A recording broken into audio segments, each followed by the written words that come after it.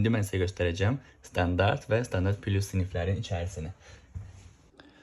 Baxın, bu isə standart sinifdir. Deməli, standart, bundan sonra standart plus, ondan sonra da biznes.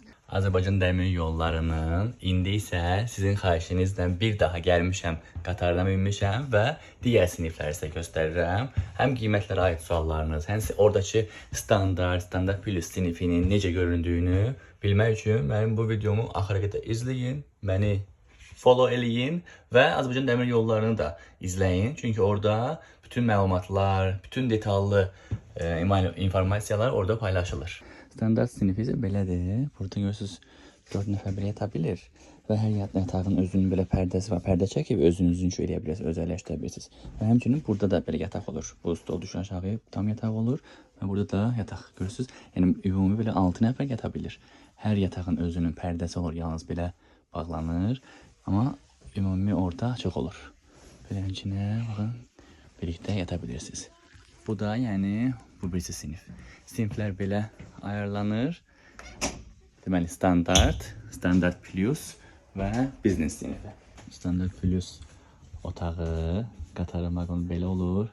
İçəri girəndən sonra qapını bağlayırıq. Ay Allah, qapı bağladım. Hello. Və burada 4 nəfər rahat özünüz yata bilirsiniz. Qapını bağlayıb, yəni səssiz, sakit yata bilirsiniz. Və burada da həmçinin şeylər var. Görürsünüz, hədiyyələr qoyulur.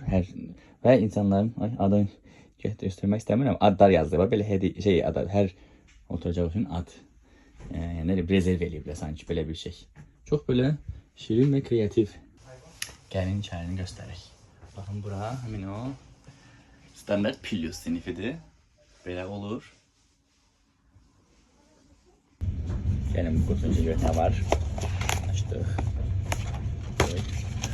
Deməli, gözlük. Bu aşağı mətanda indi işıq düşməsin deyə gözümü taxıb yatırıq. Sonra bu diş seti, diş fırçalamağa. Ondan sonra taraq, salfetka, nem salfetka. Ondan sonra tüvək seti, düz qırpmağa, hər işə gedəndə rahat olsun deyə və davan keş. Bunu ikinci dəfə mənə öyrətmişdiniz. Öz loqoları ilə şirin. Bu yüzden en asıl sol verdiğiniz de burada, bakın.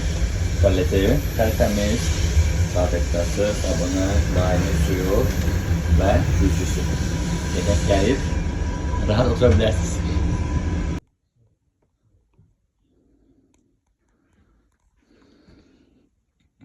Çiçek de koyuflar beni. Teşekkürler Adiye.